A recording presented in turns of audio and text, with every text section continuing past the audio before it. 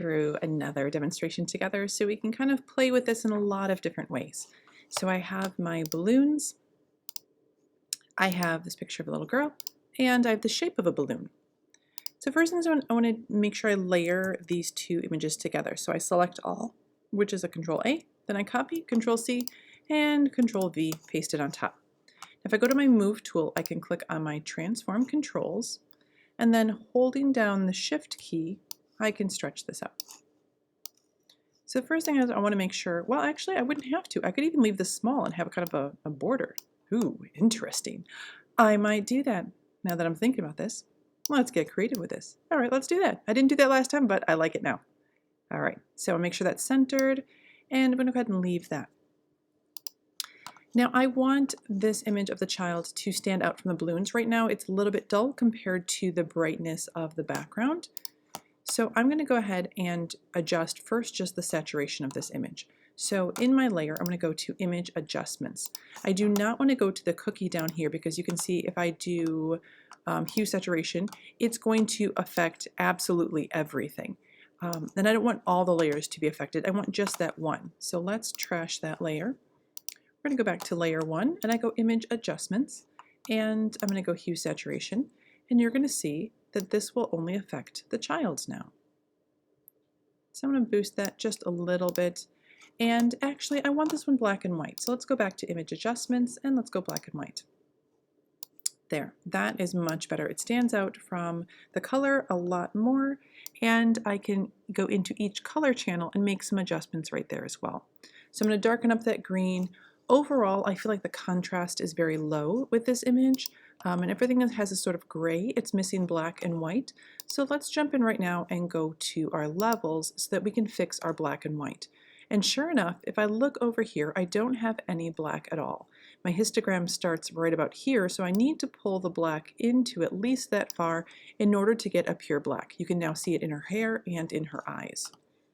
Overall, I'm kind of okay with that image. I kind of want to slide it and see what happens if I go a little bit darker or a little bit lighter, and I'm going to settle right about there. All right, now I'm pretty happy with that, but I want to have sort of a punch through. So I have this as a border. I really want these balloons to show through in part of my image as well. I'm going to make one quick change. I'm not liking the size of that, so I'm going to stretch that out just a little bit more. I want just a hint of balloons in the background. Okay. Check. All right, now let's add in that balloon shape. So we're going to go over here to this shape and we're going to select the whole thing and just copy and go ahead and paste that into this layer as well.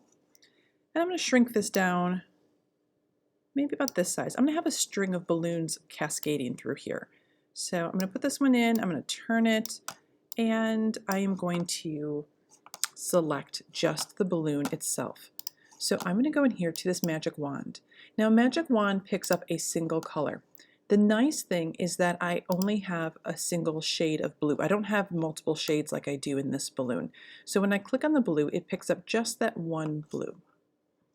I'm going to close the eye. You can see my selection remains, even though I'm not going to stay on that layer. I'm going to go to my layer 1 where my child is. And when I hit the mask button, boom, I now have that one shape masked. Now it's the opposite of what I wanted. No problem. I don't have to redo everything. I just stay over here on the mask and I do a Command I or Control I to invert it. And now I have that punch through. I have the masking happening where it shows through and I get the balloons behind. But what if I wanted more than one balloon inside this layer? Still easy. I don't have to make another mask. I can simply alter the mask that exists right now. I'm going to go back to my balloon layer and I'm going to go ahead and just move that balloon to a new spot.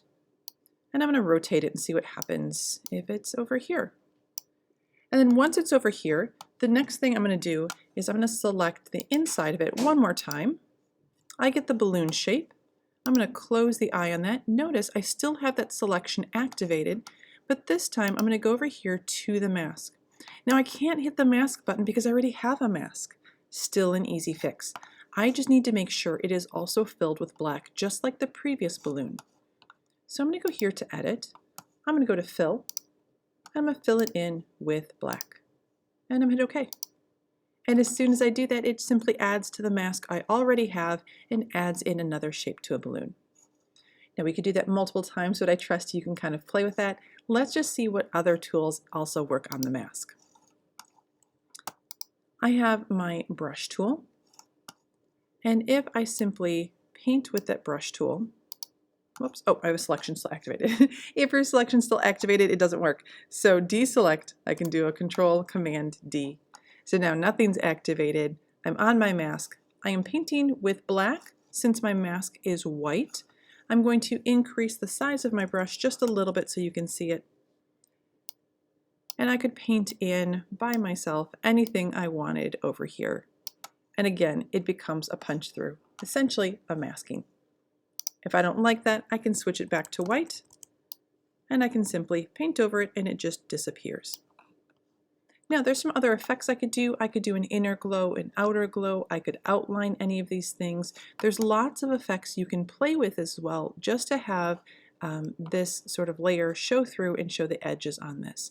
We'll show you that in the next video, but for now, that is the beginning part of punching through from one image into another.